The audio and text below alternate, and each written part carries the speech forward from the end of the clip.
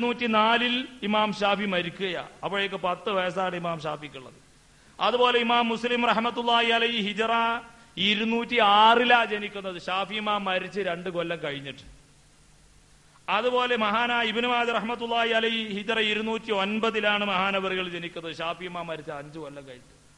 ഇങ്ങനെ ഷാഫി ഇമാമിന് ശേഷമാണ് ഈ ഹദീസ് ഗ്രന്ഥങ്ങൾ ഇവിടെ ക്രോഡീകരിക്കപ്പെട്ടിട്ടുള്ളത്. ഇന്നത്തെ പോലെയുള്ള ഇന്ന് നമുക്ക് ലഭ്യമായതുപോലെയുള്ള ഒരു ക്രോഡീകരണം അന്ന് ലഭ്യമായിട്ടില്ല. മാത്രമല്ല അഹ്മദ് ബിൻ ഹംബൽ റഹ്മത്തുള്ളാഹി അലൈഹിയുടെ കാലമായപ്പോഴേക്ക് ഏറെക്കുറെ ഒരു 95% ഹദീസുകളും ഏറെക്കുറെ സമാഹരിക്കപ്പെട്ടിട്ടുണ്ട്. അതുകൊണ്ടാണ് മുജാഹിദ് പ്രസ്ഥാനത്തിന്റെ നേതാക്കന്മാരായ ഇബ്നു തീമിയ പോലെയുള്ള പണ്ഡിതന്മാരെ സംബന്ധിച്ച് ആളുകൾ ഹംബലി മദ്ഹബുകാരാണ് എന്ന് പറയാറുള്ളത്.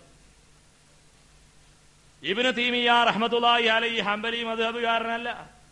അദ്ദേഹത്തിന്റെ ഫതാവ പരിശോധിച്ചാൽ ഇത് കാണാം.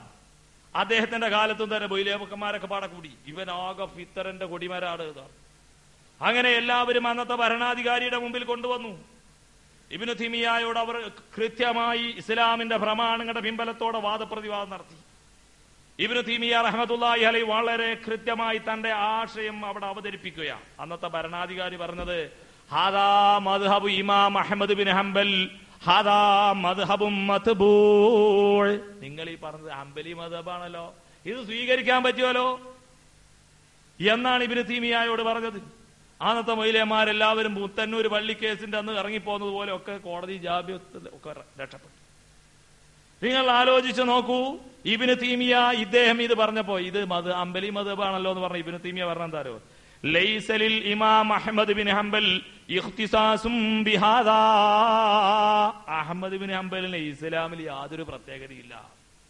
ഇസ്ലാമിന്റെ പ്രമാണങ്ങളുടെ വിഷയത്തിൽ 1 ഖുർആൻ, 2 ഹദീസ്, 3 ഇജ്മാ, 4 ഖിയാസ്. അതിൽ അഹ്മദ് ബിൻ ഹംബൽ ഇല്ല. അഹ്മദ് ബിൻ ഹംബൽ എങ്ങാനും അദ്ദേഹത്തിന്റെ സ്വന്തം വക എന്തെങ്കിലും പറഞ്ഞാൽ ഞങ്ങളത് തള്ളിക്കളയും. ഇതാണ് ഈ മനുഷ്യനെയാണ് ഹംബലി മദ്ഹബുകാരനാണ്. ഇനി അദ്ദേഹം ഞാൻ ഹംബലി മദ്ഹബുകാരനാണെന്ന് പറഞ്ഞു സങ്കല്പിക്കാം. മുജാഹിദ് പ്രസ്ഥാനത്തെ സംബന്ധിച്ചിടത്തോളം ആളുകളിൽ അബദ്ധങ്ങൾ സംഭവിക്കാം.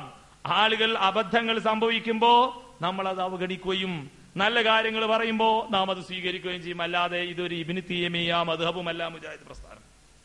പിന്നെ നമ്മൾ കേൾക്കാറുള്ളത് എന്താണ്? ഞങ്ങൾ ഈ ചെയ്യുന്ന കാര്യങ്ങളൊക്കെയാണ് ഒറിജിനൽ ഷാഫി മദ്ഹബ്. അതിന് ഞങ്ങൾക്ക് പിമ്പലം എന്താ ഉള്ളത്? ബുഖാരി ഷാഫി മദ്ഹബുകാരനല്ലേ?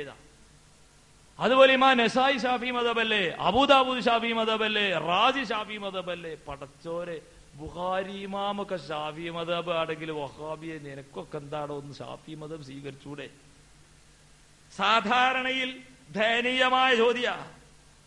എന്നാൽ മഹാനായ ഇമാം ഷാ വലിയുള്ളാഹി ദഹ്ലവി തന്റെ ഇൻസാഫിൽ എന്താ പറയുന്ന അറിയോ? അമ്മൽ ബുഖാരി ഫഇന്നഹു വഇൻ കാന മുൻതസബൻ ഇല ഷാഫി മുവാഫിഖൻ ലഹു ഫീ കതീരിൻ മിനൽ ഫിഖ്ഹി ഫഖദ് ഖാലഫ ഫീ കതീർ. ഇമാം ബുഖാരി റഹ്മത്തുള്ളാഹി അലൈഹിയെ സംബന്ധിച്ച് കുറെ ആളുകൾ ഷാഫി മദ്ഹബുകാരനാണെന്ന് പറയാറുണ്ട്. പക്ഷേ അദ്ദേഹം നിരവധി വിഷയങ്ങളിൽ ഷാഫി ഇമാമിനോട് യോജിക്കുകയും ഫഖദ് ഖാലഫ ഫീ കതീർ, നിരവധി വിഷയങ്ങളിൽ അദ്ദേഹത്തോട് എതിരാകുകയും ചെയ്തിട്ടുണ്ട്. അതുകൊണ്ട് ഇമാം ബുഖാരി ഷാഫി മദ്ഹബുകാരനാണെന്ന് പറയുന്നത് തനി അസംബന്ധാണ്. ഷാ വലിയുള്ളാഹി ദഹ്ലവി. എന്നാൽ ഇമാം റാസിയോ? ഇമാം റാസി തന്റെ തഫ്സീറിൽ കണക്കിന് കശകുന്നുണ്ട് ഈ കാര്യങ്ങളൊക്കെ.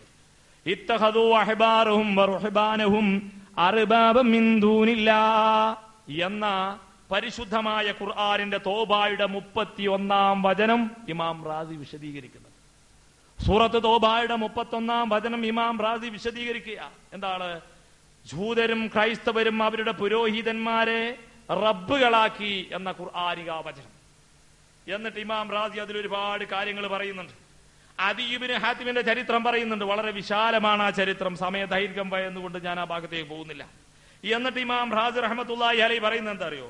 ഖദ് ശാഹത്തു ജമാഅത്തൻ മിൻ മുഖല്ലിദത്തിൽ ഫുഖഹാ. ഒരുപാട് ഇമാമുകളെ അന്ധമായി അനുകരിക്കുന്ന മൊയ്ലിയാക്കന്മാരെ കാണാൻ എനിക്ക് സാധിച്ചു. ഖറഅതു അലൈഹിം ആയാതിൻ കസീറത്തിൻ മിൻ കിതാബില്ലാഹ്. അല്ലാഹുവിന്റെ ഖുർആനിൽ നിന്ന് ഒരുപാട് ആയത്ത് ഞാൻ അവർക്ക് ഓതിക്കേൽപ്പിച്ചു കൊടുത്തു. ഫീ ബാദിൽ മസായിലി, ഇസ്ലാമിന്റെ കർമ്മപരമായ ചില വിഷയങ്ങളിൽ. വകാനത്ത് മദാഹിബുഹും ബിഖിലാഫി തിൽക്കൽ ആയാത്ത്, ഞാൻ ഓതിയ ആയത്തുകൾക്കെതിരായിരുന്നു അവരുടെ മദ്ഹബുകൾ. ഫലം യഖ്ബലൂ തിൽക്കൽ ആയാത്ത് വലം യൽതഫിതു ഇലൈഹാ. അവരൊന്നും തന്നെ ഈ ആയത്ത് സ്വീകരിച്ചില്ല. ഞങ്ങളുടെ മദ്ഹബിനെതിരാണത്, ഇമാമിനെതിരാണ് എന്ന് പറഞ്ഞിട്ട് അവർ അവഗണിച്ചു. എന്നിട്ട് ഇമാം റാസി പറയാം, ലൗ തഅമ്മൽത ഹഖ തഅമ്മുലി ലവജദത ഹാദാ ദാഅ സാരിയം ഫീ അറൂഖിൽ അക്സരീന മിൻ അഹ്ലി ദുനിയാ. ശരിക്ക് നീ ശ്രദ്ധിച്ചു നോക്കിയാൽ ലോകത്ത് വൻ ഭൂരിഭാഗം ആളുകൾ 99% ആളുകൾക്കും ഈ മദ്ഹബ് സ്വീകരിക്കുക എന്നുള്ള രോഗം പിടിപെട്ടതായിട്ട് കാണാം. ഈ രോഗത്തെ നിനക്ക് കാണാം. റാസി പറയുന്നത് ഒരു അസുഖാണ്, വലിയ ഭീകരമായ ഒരു അസുഖാണിത്. റാസി ഇമാം ഈ സാധുവിനെ പറ്റി മൂപ്പര് നമ്മുടെ ശാഫി മദ്ഹബുകാരനാണല്ലോ എന്ന് പറഞ്ഞാൽ എന്ത് ചെയ്യാൻ പറ്റും? അപ്പൊ മഹാനായ ഇമാം ഫഖ്റുദ്ദീൻ റാസി ഷാഫി മദ്ഹബുകാരനല്ല, ഇമാം ബുഖാരി ഷാഫി മദ്ഹബുകാരനല്ല, അബൂ ദാവൂദ് റഹ്മത്തുള്ളാഹി അലൈഹി ഇവരാരും ഇങ്ങനെ ഒരു ഇമാമിനെ അന്ധമായി അനുകരിച്ചിട്ടില്ല.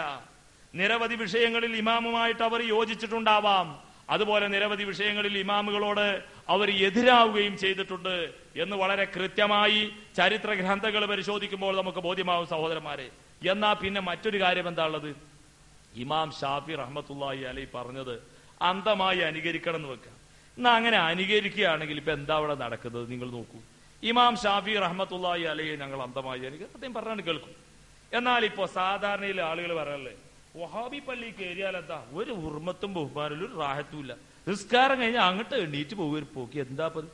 നമ്മളെ പള്ളിയിലൊക്കെ ആണെങ്കിൽ അൽഹംദുലില്ലാഹി റബ്ബിൽ ആലമീൻ ഹംദൻ യുവാഫി നിഅമഹു വയുകാഫിഉ മസീദാ എന്ന് പറഞ്ഞ ഒരു ദുആ കേൾക്കുമ്പോൾ ഒരു ഉന്മേഷം മനുഷ്യന് കിട്ടും. ഇത് ഒരു വസ്തുവില്ല, അത് കഴിഞ്ഞാട് പോകണം.